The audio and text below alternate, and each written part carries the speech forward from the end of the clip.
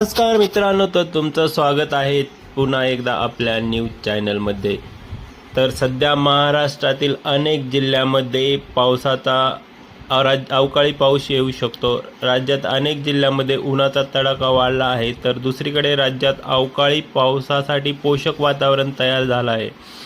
यामुळे राज्यातील अनेक जिल्ह्यात गुढीपाडव्यापासून म्हणजेच आजपासून अवकाळी पावसाची शक्यता हवामान खात्याकडून वर्तवण्यात आलेली आहे। राज्यात पुढचे काही दिवस कोसळणार मुसळधार पाऊस।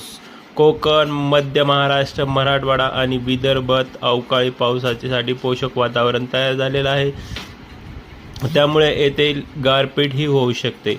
हवामान खात्याने दिलेल्या माहितीनुसार 31 मार्चला म्हणजेच आज रोजी ठाणे, पालघर, नाशिक, धुळे, नंदुरबार, अहिल्यानगर, सातारा, सांगली, कोल्हापूर, सिंधुदुर्ग या जिल्ह्यामध्ये अवकाळी पाऊस पडण्याची शक्यता आहे।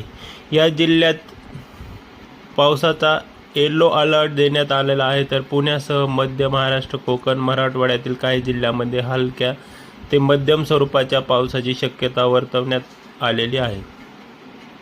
एप्रिलला विदर्भ वगळता संपूर्ण महाराष्ट्रात अवकाळी पावसाची शक्यता आहे।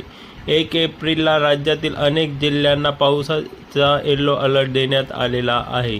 ठाणे, रायगड, रत्नागिरी, सिंधुदुर्ग, कोल्हापूर, सांगली, सातारा, पुणे, नाशिक, अहमदनगर, जळगाव, संभाजीनगर, बीड, बुलढाणा, अकोला, वाशिम आणि यवतमाळ या जिल्ह्यांना येलो अलर्ट जारी करण्यात आला आहे। 2 एप्रिलला संपूर्ण महाराष्ट्राला अवकाळी पाऊस झोडपू शकतो असे वर्तवण्यात आलेले आहे। पश्चिम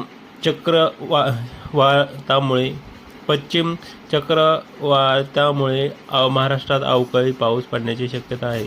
तर दुसरीकडे राज्यातील सर्वाधिक तापमानाची नोंद चंद्रपूर जिल्ह्यात झालेली आहे। चंद्रपूरमध्ये 42 डिग्री सेल्सिअस इतक्या तापमानाची नोंद झाली आहे। विदर्भात बहुतांश जिल्ह्यात 40च्या वर पारा गेला आहे।